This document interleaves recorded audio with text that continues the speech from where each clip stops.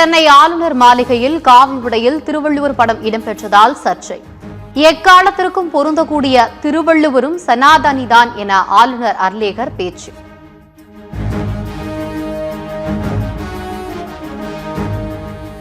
ஆளுநர் மாளிகையில் திருவள்ளுவருக்கு மீண்டும் காவி சாயம் அடித்துள்ளதாக உதயநிதி ஸ்டாலின் கண்டனம். வள்ளுவரை அவமதிக்கும் பாசிஸ்டுகள் தமிழர்களின் சுயமரியாதையை உரசி பார்ப்பதாக எச்சரிக்கை.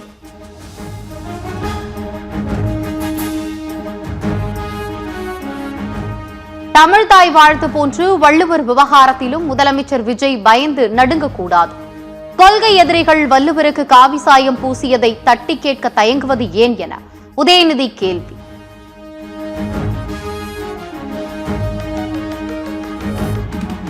திருவள்ளுவருக்கு காவி சாயம் பூசியது மன்னிக்க முடியாத அயோக்கியத்தனம். ஆளுநரின் செயலுக்கு மதிமுக பொதுச் செயலாளர் வைகோ கடும் கண்டனம். திருவள்ளுவர் சிலைக்கு காவி உடையை அணிவித்த அர்லேக்கர் செய்தது படு அயோக்கியத்தனம். வந்திருக்க ஆளுநர் பழைய ஆளுநரை விட இந்த படுமோசமான ஆள் சொல்லிட்டு இருந்தேன். செஞ்சிருக்கிறதா தான் சொன்னதுல மன்னிக்க முடியாத அயோக்கியத்தனம்.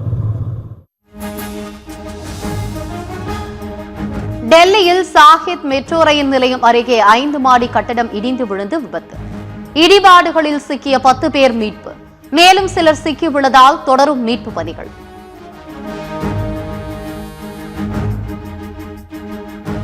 கோவை, திருப்பூர், திண்டுக்கல், வேலூர் 17 மாவட்டங்களில் இன்று கனமழைக்கு வாய்ப்பு. தமிழகத்தில் 5 நாட்களில் தென்மேற்கு பருவமழை தொடங்கும் என வானிலை மையம் தகவல்.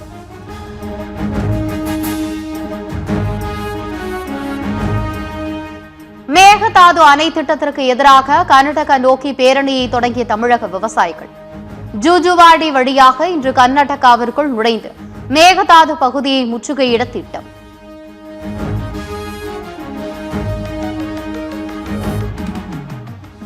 நடிகர் அஜித்குமாரின் தாயார் உடலுக்கு அஞ்சலி செலுத்திய முதலமைச்சர் விஜய். தாயை இழந்த அஜித்குமாருக்கு கட்டியணைத்து ஆறுதல் கூறிய முதல்வர் விஜய்.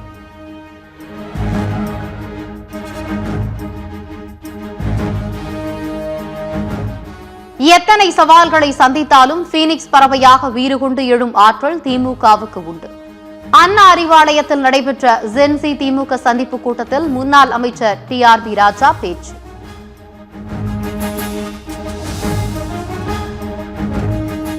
தேர்தலுக்கு பிறகு முதல் முறையாக சேலம் சென்ற அதிமுக பொதுச் செயலாளர் எடப்பாடி பழனிசாமி சேலம் மாவட்டத்தில் 7 தொகுதிகளில் வெற்றி பெற வைத்த வாக்காளர்களுக்கு எடப்பாடி பழனிசாமி நன்றி.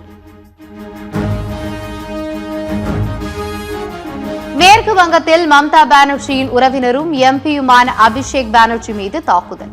தேர்தலுக்கு பிறகான வன்முறையில் பாதிக்கப்பட்ட குடும்பத்தினரை சந்திக்க சென்றபோது கற்கள், முட்டைகளை வீசி தாக்குதல்.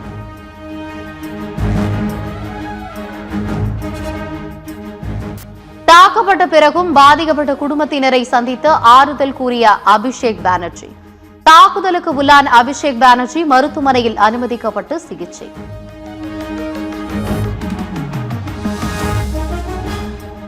அபிஷேக் பானர்ஜியை மருத்துவமனையில் நேரில் சந்தித்து நலம் விசாரித்த மம்தா பானர்ஜி பாஜக திட்டமிட்டு கொலைவெறி தாக்குதல் நடத்தியதாக திரிணாமுல் காங்கிரஸ் குற்றச்சாட்டு.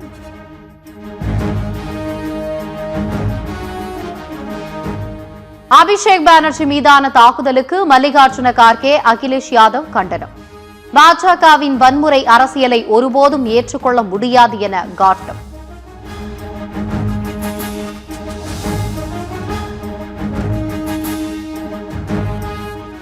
பிரம்மோஸ் ஏவுகணையை வாங்க இந்தியாவுடன் வியட்நாம் ஒப்பந்தம். விரைவில் இந்தோனேஷியாவில் ஒப்பந்தம் செய்ய உள்ளதாக மத்திய அரசு தகவல்.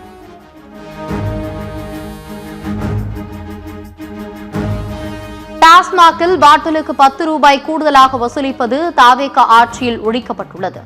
பாட்டிலுக்கு 10 ரூபாய் குற்றச்சாட்டு நீடிக்கும் நிலையில் மதுவிலக்குத்துறை அமைச்சர் விக்னேஷ் பேட்டி. அதுக்கு முன்னாடி இருந்தே ஒரு பாட்டிலுக்கு 10 ரூபாய் எக்ஸ்ட்ரா வாங்கிட்டு இருந்தாங்க. அதுதான் ஊழல் பணம். இந்த 10 ரூபாய் டெபாசிட்னு சொல்லி கோர்ட் டைரக்ஷன்ல வந்த பணம். ஆனா அந்த 10 ரூபாய் இல்லாம இன்னொரு எக்ஸ்ட்ரா 10 ரூபான்னு சொல்லி 20 ரூபாய் வாங்கிட்டு இருந்தாங்க. அதை முற்றிலுமா நம்ம ஒழிச்சிருக்கோம். இதை கூட இந்த அக்கௌண்ட்ல வராம நேராக அரசுடைய அக்கௌண்ட்ல இது வரணும் அப்படிங்கறதுக்காக அதுக்கான மாற்று திட்டங்களும் எடுத்துட்டு இருக்கோம். ஒடிசா, உத்தரப்பிரதேசம், ராஜஸ்தான் உள்ளிட்ட மாநிலங்களில் காற்றுடன் கனமழை. வட மாநிலங்களில் வெயில் வாட்டி வதைத்த நிலையில் மழை பெய்வதால் மக்கள் மகிழ்ச்சி.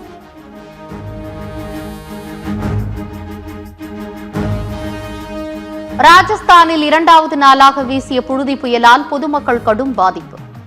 சுழன்றடைத்த புழுதி புயலால் சாலைகளில் சென்ற வாகன ஓட்டிகள் கடும் அவதி.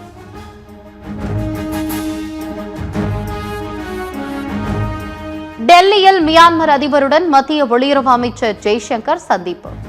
இருதரப்பு உறவு, வர்த்தகம், பாதுகாப்பு உள்ளிட்ட விவகாரங்கள் குறித்த ஆலோசனை.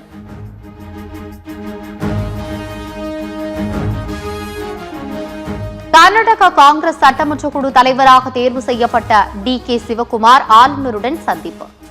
ஆட்சியமைக்க உரிமை கோரிய நிலையில் வரும் 3ஆம் தேதி டி.கே. சிவகுமார் முதலமைச்சராக பொறுப்பேற்பு.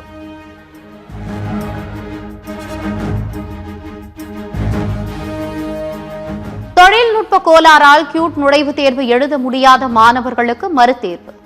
தேர்வு தேதி விரைவில் வெளியிடப்படும் என தேசிய தேர்வு முகமை அறிவிப்பு.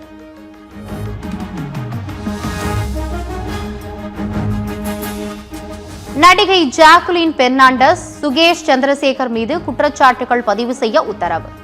தொழிலதிபர் மனைவியிடம் 200 கோடி ரூபாய் மோசடி செய்த வழக்கில் டெல்லி பாட்டியாலா நீதிமன்றம் ஆணை.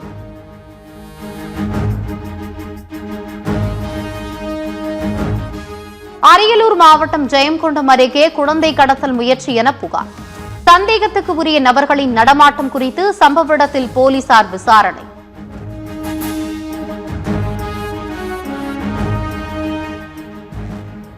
சென்னையில் டெலிவரி ஊழியரை உணவக மேலாளர் கண்மூடித்தனமாக தாக்கும் அதிர்ச்சி காட்சி. தாக்குதல் நிகழ்ந்து 1 மாதமாகியும் உணவக மேலாளர் கைது செய்யப்படவில்லை என குற்றச்சாட்டு.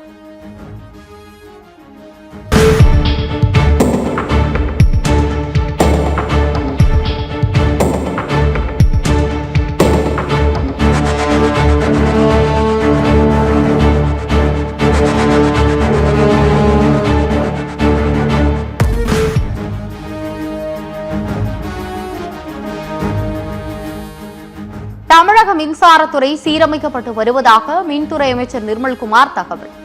இயற்கை வளங்களை யார் கொள்ளையடித்தாலும் கடுமையான நடவடிக்கை எடுக்கப்படும் என எச்சரிக்கை.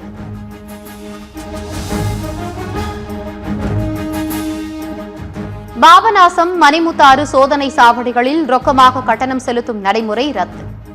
நாளை முதல் டிஜிட்டல் முறையில் மட்டுமே கட்டணம் வசூலிக்கப்படும் என வனத்துறை அறிவிப்பு.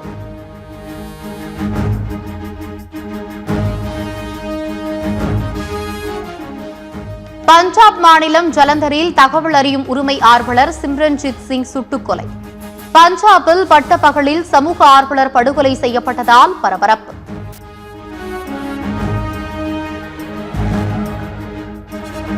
அமெரிக்கா ஈரான் போர் நிறுத்த விவகாரத்தில் அமெரிக்க அதிபர் டிரம்ப் மௌனம். ஈரான் நிபந்தனையால் அமெரிக்க அதிபர் டிரம்ப் அதிருப்தியில் இருப்பதாக தகவல்.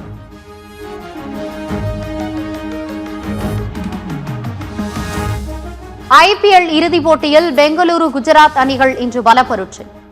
2வது முறையாக ஐபிஎல் சாம்பியன் பட்டத்தை வெல்ல இரு அணிகளும் தீவிரம்.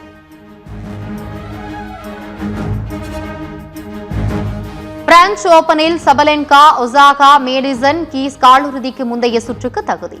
3வது சுற்றில் முன்னணி அமெரிக்க வீராங்கனை கோகோ காஃப் போராடி தோல்வி.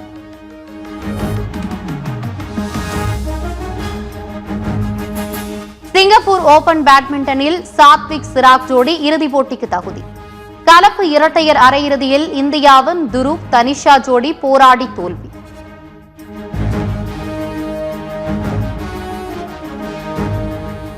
இந்தியாவுக்கு எதிரான 2வது T20 போட்டியில் இங்கிலாந்து மகளிர் அணி வெற்றி.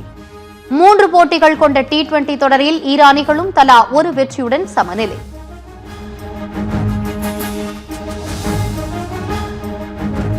ஆஸ்திரேலியாவுக்கு எதிரான முதல் ஒருநாள் போட்டியில் பாகிஸ்தான் அணி வெற்றி. சொந்த மண்ணில் ஒருநாள் தொடரை வெற்றியுடன் தொடங்கிய பாகிஸ்தான் அணி.